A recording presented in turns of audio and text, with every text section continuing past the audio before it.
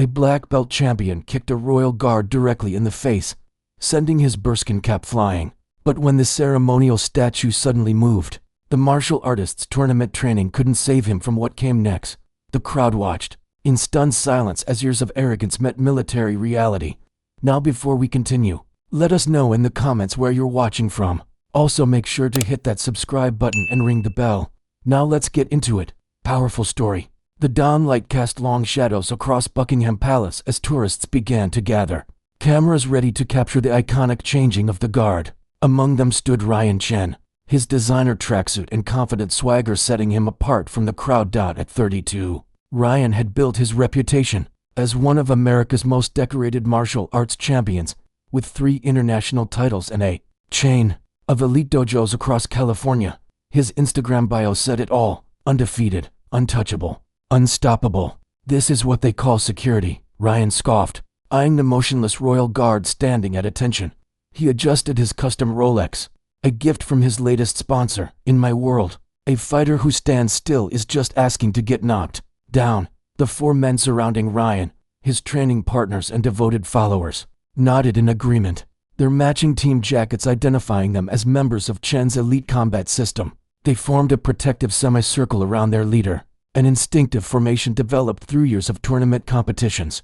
Remember Tokyo last year? One of them said, grinning. That Swedish champion who said he was unbeatable didn't last 40 seconds in the ring with you. Ryan's eyes narrowed as he studied guard William Harrington, whose scarlet tunic and bearskin cap stood in stark contrast to the modern glass and steel of Ryan's fighting cage. At 28, Harrington had served with distinction for 8 years, though nothing in his impassive expression revealed the 3 tours of duty in Afghanistan, or the night operation in Syria that had earned him a quiet medal ceremony at the Ministry of Defense.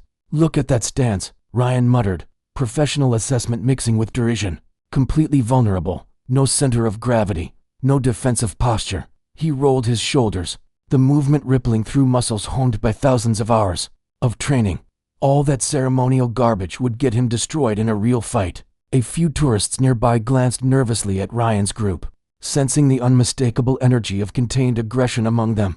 Colonel James Thornton, retired, after 30 years of distinguished service with the Royal Marines. Colonel James Thornton paused in his morning walk. His weathered face registered concern as he observed Ryan's demeanor, recognizing the telltale signs of a man looking for confrontation. Let me show you what a real fighter looks like, Ryan announced, stepping closer to Harrington. The guard's eyes remained fixed forward, his disciplined stillness a stark contrast to Ryan's fluid movement. See, a real fighter is always ready, always moving, always aware. He demonstrated a defensive stance, his trained body shifting with practiced precision. Ryan began circling the guard, analyzing his form with the critical eye of a professional. Look at this poor guy. They've trained all the fighting instinct out of him. He approached from different angles, deliberately entering Harrington's peripheral vision. In a real combat situation, this level of rigidity gets you killed. Tourists had begun to gather, forming an impromptu semicircle. Some looked uncomfortable, others curious, a few entertained by the unexpected show. A family from Germany quietly ushered their children away, the parents exchanging knowing glances that spoke of disapproval. You know what we're looking at here? Ryan gestured to the guard as though presenting an exhibit. The difference between ceremony and combat. These guys are performing, not fighting. He executed a series of quick jabs that stopped just short of Harrington's face, demonstrating his control. Every move I make is designed for one purpose: victory. Colonel Thornton had moved closer now, his military bearing evident despite his civilian clothes. The medals pinned discreetly on his lapel caught the morning light decorations that spoke of real battles fought and real sacrifices made. His expression remained neutral, but his eyes never left Ryan's increasingly aggressive display. Ladies and gentlemen, Ryan called out, assuming the role of an impromptu ringside announcer. What you're witnessing is the fundamental difference between British tradition and actual combat effectiveness. He gestured toward Harrington with a theatrical sweep of his arm. These guards represent a bygone era, when standing in formation was considered military prowess. Ryan's training partners had positioned themselves strategically around the guard, forming what martial arts practitioners would recognize as a demonstration circle. Their matching jackets created a visual barrier that separated Harrington from the rest of the crowd, turning the public space into an improvised arena. This is Jin. Ryan gestured to the tallest of his entourage, a man with a stoic expression and hands wrapped in professional-grade tape, three-time international kickboxing champion. And Marcus here. He nodded toward a compact, muscular man with a fighter's cauliflower ear. Former welterweight MMA title holder. We train fighters who win actual combat sports, not ceremonial soldiers who win costume contests. The crowd had grown larger now, drawn by the spectacle of Ryan's impromptu demonstration. A British family near the back exchanged glances of clear discomfort, the father placing protective hands on his children's shoulders. An elderly woman with a veteran's pin visible on her coat shook her head in quiet disapproval. Watch how a real fighter moves, Ryan instructed, executing a series of lightning-fast punches that stopped mere inches from Harrington's torso. Every movement has purpose, intent, lethal potential, nothing wasted, nothing for show. This is fighting efficiency developed through thousands of hours facing actual opponents, not standing at attention. Colonel Thornton had begun making his way through the crowd, his military bearing parting the onlookers with quiet authority. His face betrayed concern not for Harrington's safety, but for what might happen if the guard was forced to break protocol. You see, the problem with military training, Ryan projected his voice like a seminar leader, is that it's designed for group thinking, follow orders, maintain formation, sacrifice individuality. He circled Harrington, analyzing his posture with professional scrutiny. Martial arts is about achieving personal excellence, about pushing human capabilities to their absolute limit. Ryan executed a spinning kick that whistled past Harrington's ear, close enough that the guard would have felt the displacement of air. The crowd gasped, several people taking involuntary steps backward. Notice he doesn't even blink, Ryan said, with mock admiration. That's not discipline, folks, that's fear, the fear of breaking rules, of thinking independently.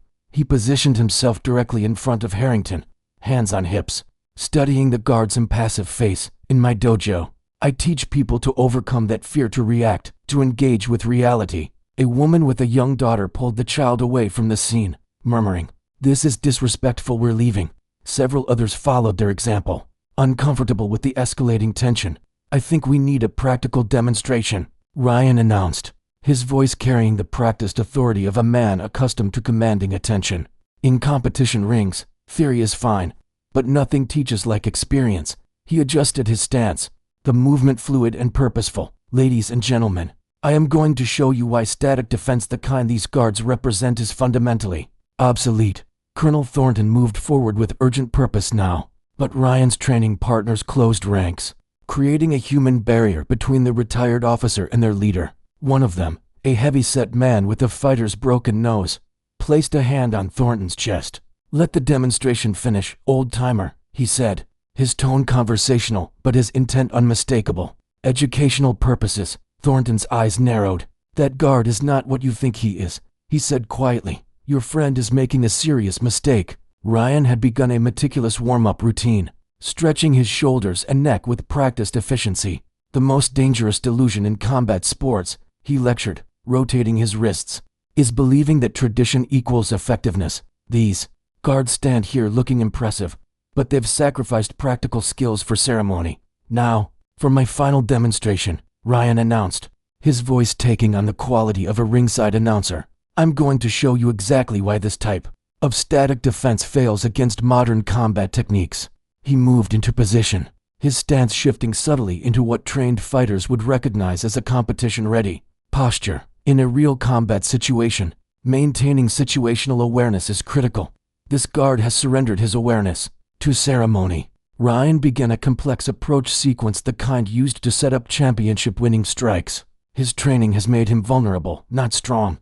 The crowd had fallen completely silent now, sensing that a line was about to be crossed. Several people had backed away, while others seemed frozen in place, unable to look away from the impending collision. "A defender who won't adapt," Ryan declared, his movements accelerating. "Who can't respond to changing conditions. Who remains rigidly committed to outdated protocols." He launched into a blindingly fast combination, each move flowing into the next with years of practiced precision. The final move was a spinning heel kick aimed directly at Harrington's face. The impact was audible, a sharp crack that cut through the morning air like a gunshot. Ryan's foot connected solidly with the side of Harrington's face, sending the bearskin cap flying in a dramatic arc against the blue London sky. The Force of the blow would have felled most men instantly, but somehow, impossibly, Harrington retained his footing. A collective gasp rose from the crowd, followed by absolute silence.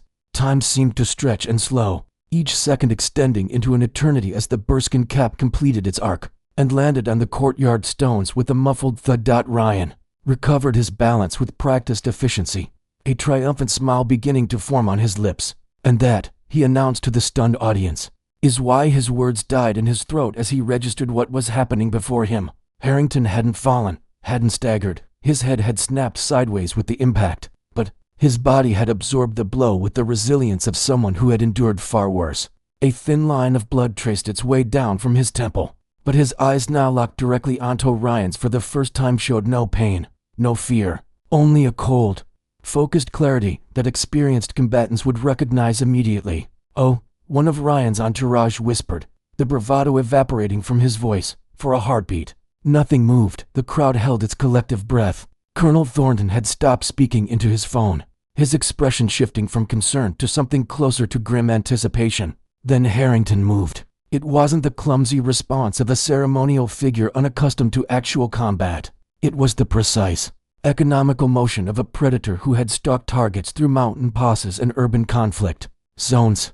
His ceremonial rifle clattered to the stones as Harrington closed the distance between himself and Ryan with a speed that belied his formal attire. Ryan, to his credit, recognized the danger instantly and shifted into a defensive stance.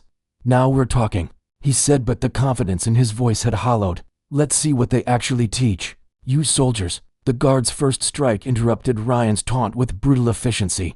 It wasn't showy or dramatic, just a textbook perfect combat move delivered with the force of someone who had applied such techniques in life or death situations. Ryan blocked instinctively, his trained reflexes responding before his brain could process what was happening, but the impact still sent him staggering backward. The guard didn't speak, didn't posture, didn't play to the crowd. He moved with the focused intensity of someone executing a mission parameter rather than performing. For spectators, his expression remained professionally neutral, even as he systematically dismantled the martial artist's defenses with clinical precision. Ryan attempted a counterattack, launching a kick that had won him tournaments across 3 continents.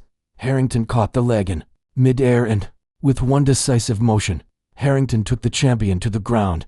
The impact knocked the wind from Ryan's lungs, his eyes widening with the sudden, humbling recognition that he was drastically outmatched. Guard Harrington maintained his position, one knee precisely placed on Ryan's sternum, enough pressure to immobilize, but not injure. The martial artist's surprise had given way to a competitor's instinct to counter, but each attempt to regain advantage was met with subtle adjustments that rendered his extensive training ineffective. "Stay down," Harrington spoke for the first time, his voice carrying the quiet authority of command rather than the anger of someone who'd been assaulted. "This ends now." Colonel Thornton stepped forward, Ryan's entourage no longer attempting to block his approach. "I believe," he addressed the martial artist with military precision, "you've just received a practical education in the difference between performing combat and experiencing it." Ryan struggled ineffectively against Harrington's hold. "What the hell, you can't. Guard Harrington can do considerably more than he's currently demonstrating."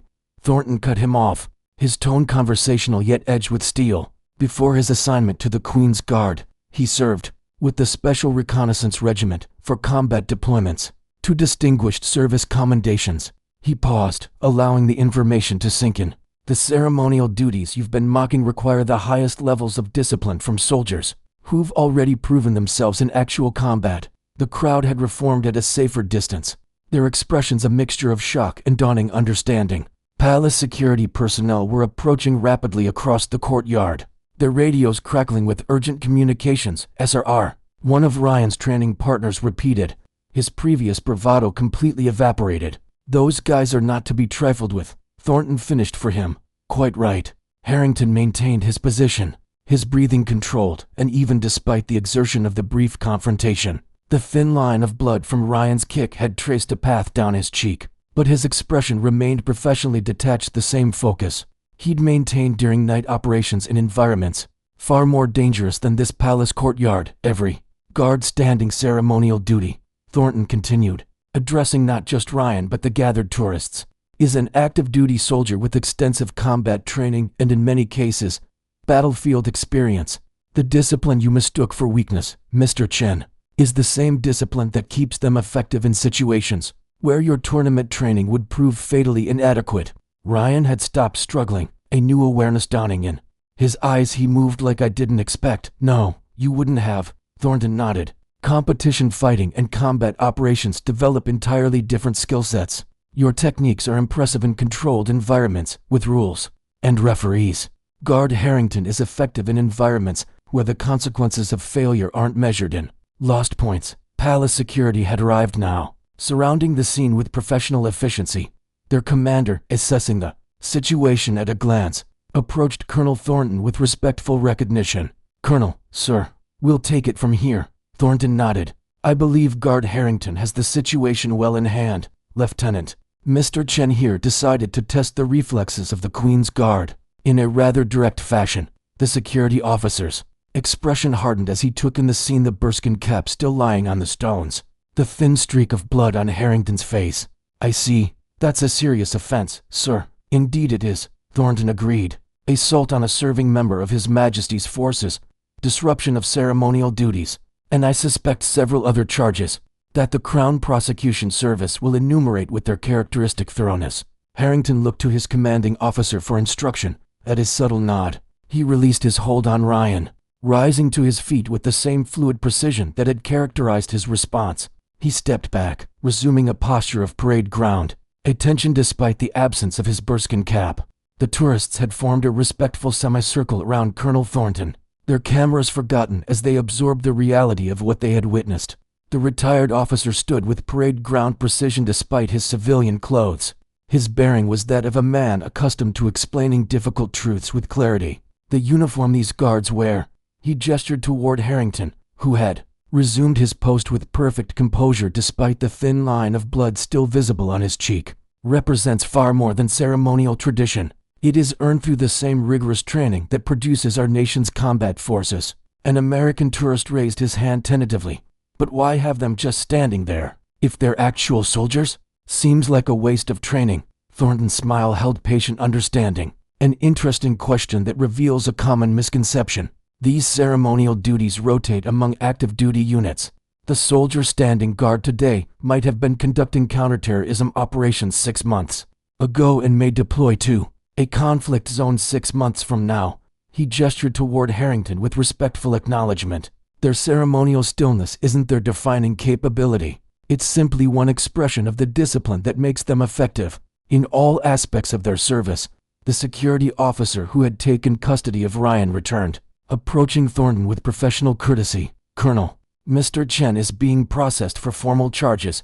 Given the public nature of the incident and the injury to Guard Harrington, the charges are quite serious." Thornton nodded, "as they should be. Assaulting a serviceman on duty is not a matter the Crown takes lightly." "He's requesting to speak with Guard Harrington," the officer added, his tone neutral but his expression skeptical. "Says he wants to apologize properly." Thornton glanced toward Harrington, who gave an almost imperceptible nod despite maintaining his forward gaze. "I believe that can be arranged once his duty shift concludes," Thornton responded, "though I suspect Guard Harrington's commanding officer will have the final word on that matter." What Mr. Chen failed to understand, what many civilians understandably don't recognize, is that military excellence isn't measured by the same metrics as competitive sports. In competition, the goal is to demonstrate superior technique within established rules. In military service, the goal is effective mission completion, often under conditions where rules are secondary to survival. He gestured to Harrington's immaculate uniform, now slightly marred by the confrontation. "The discipline you see in these guards, the ability to stand motionless for hours, to maintain perfect composure regardless of provocation, that's not separate from their combat training. It's an extension of it. The same mental control that allows a soldier to remain still under tourist harassment is what allows them to remain calm under enemy fire." A young woman at the front of the crowd spoke up, her accent marking her as local. "But why didn't he respond sooner? He just took that kick to the face without moving." "An excellent question," Thornton replied. "Military protocol establishes clear parameters for when a guard may break ceremony and respond to a threat. They are trained to exercise maximum restraint to distinguish between irritating behavior and genuine danger. His explanation carried the weight of someone who had both followed and issued such orders. Guard Harrington demonstrated that restraint perfectly. He responded only when directly assaulted, and even then, his response was precisely calibrated to neutralize, rather than harm. A palace staff member approached, carrying a first aid kit. After a brief exchange with Thornton, she moved toward Harrington, who maintained his position as she carefully cleaned the blood from his face. The guard's eyes remained fixed forward. Throughout the process, his discipline unbroken even during this necessary intervention to stand guard at these posts. Thornton continued once the staff member had finished, is considered one of the highest honors in military service. These men are selected not just for their ceremonial precision, but for their exemplary service records. The bearskin cap and scarlet tunic aren't costumes, they're recognition of excellence. He smiled slightly, a rare break in his formal demeanor. If Mr. Chen had bothered to research before his demonstration, he might have discovered that many of these guards have combat decorations that would fill a display case far more impressive than any tournament trophy cabinet. As afternoon shadows lengthened across Buckingham Palace's courtyard, Guard William Harrington emerged from the guard quarters in his standard combat uniform. Rather than ceremonial dress, the military physician had thoroughly examined the impact site, noting with professional approval Harrington's instinctive reaction that had turned what could have been a jaw-breaking blow into a glancing impact. "You rolled with it perfectly," the doctor had commented while applying antiseptic to the cut. Textbook defensive reaction. Harrington had merely nodded. The instinct to minimize impact damage had been drilled into him during countless hours of close-quarters combat training that emphasized survival over spectacle, efficiency over showmanship. The medical assessment had confirmed what he already knew. No significant injury from Ryan's kick, just superficial bruising that would fade within days. He'd endured far worse in training exercises, let alone combat deployments in regions whose names rarely appeared in news reports. Inside the security office, Ryan Chen sat alone. His designer tracksuit was now rumpled, his championship confidence deflated by the reality of criminal charges and the humbling experience of being so thoroughly outmatched. When Harrington entered, Ryan stood immediately, his body language communicating a respect entirely absent from their earlier encounter. "Guard Harrington." The security officer nodded.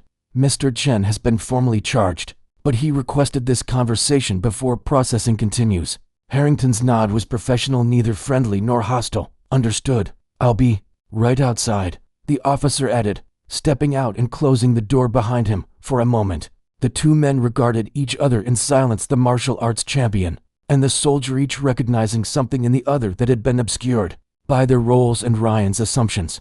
"That was SRR training, wasn't it?" Ryan finally asked, his voice quieter than before, the performative quality gone. "I've trained with special forces guys from 3 countries, never seen anything quite like what you did. We adapt techniques to operational requirements," Harrington replied simply, neither confirming nor denying the specifics of his military background. Ryan's laugh held no humor. "Operational requirements, right?" He gestured to the chair opposite him. "Mind if we talk for a minute man to man?" Harrington took the offered seat, his posture military straight even in this informal setting. "I'm listening. I screwed up," Ryan admitted bluntly. "Completely misjudged what I was looking at. When I saw you standing there, I saw," he hesitated, searching for words, "a target." Harrington finished for him. "Not a fellow professional." Ryan nodded, genuine regret crossing his face. "That's exactly it. In my world, everything's about demonstrating superiority, proving you're the best." He looked down at his hands, the hands that had won championships, but had proven ineffective against Harrington's disciplined response. "I didn't understand what I was actually looking at. Few civilians do," Harrington replied, his voice neutral but not unkind. "That's by design." The stillness, Ryan said, looking up again. "I thought it was just ceremony, just tradition, but it's actually control." Harrington finished. "The same control that allows us to stand motionless for hours, allows us to make split-second decisions under fire without panicking." Ryan nodded slowly, processing this revelation. "In competition, everything I do is designed to be seen to impress judges and spectators. What you did," he shook his head. "There was nothing showy about it, just effective. Different training for different purposes," Harrington said, echoing Colonel Thornton's earlier assessment. My job isn't to win points or impress audiences. It's to complete objectives and protect lives. They're going to make an example of me, aren't they? Ryan asked, glancing toward the door where the security officer waited. Likely, Harrington confirmed without emotion. Assaulting a guard on duty is taken very seriously. Ryan accepted this with surprising composure. Fair enough. I earned whatever comes next. He straightened in his chair, making a visible effort to face his situation with dignity. For what it's worth, I'm sorry. Not just for the kick but for the disrespect before that. For not recognizing what was in front of me. Harrington studied him for a moment, assessing the sincerity of the apology. Whatever Harrington saw apparently satisfied him, because he gave a single, precise nod acknowledged as he stood to leave. Ryan spoke again. One last question. When I kicked you, most men would have gone down, or at least staggered. You barely moved. How? Harrington paused at the door, his expression unchanging, but something almost like professional respect entered his voice.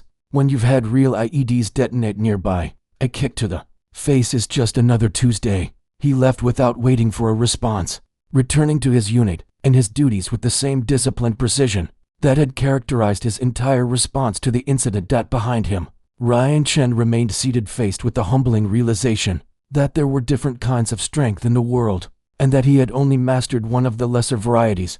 Back at his post the following day, Guard Harrington stood at attention, his bearskin cap restored, his uniform immaculate. No trace remained of the previous day's confrontation, but tourists who approached now did so with a new respect, their cameras more discreet, their admiration more genuine. Colonel Thornton, passing by during his morning walk, paused to observe the guard and the respectful distance maintained by the visitors. He smiled slightly, nodding in satisfaction before continuing on his way. Sometimes, he reflected, the most effective lessons about respect weren't taught through words, but through demonstrations that revealed the truth behind appearances. What would you have done in Ryan's situation? Would you have seen past the ceremonial uniform to recognize the combat veteran beneath? Or would you, like many, have mistaken stillness for weakness?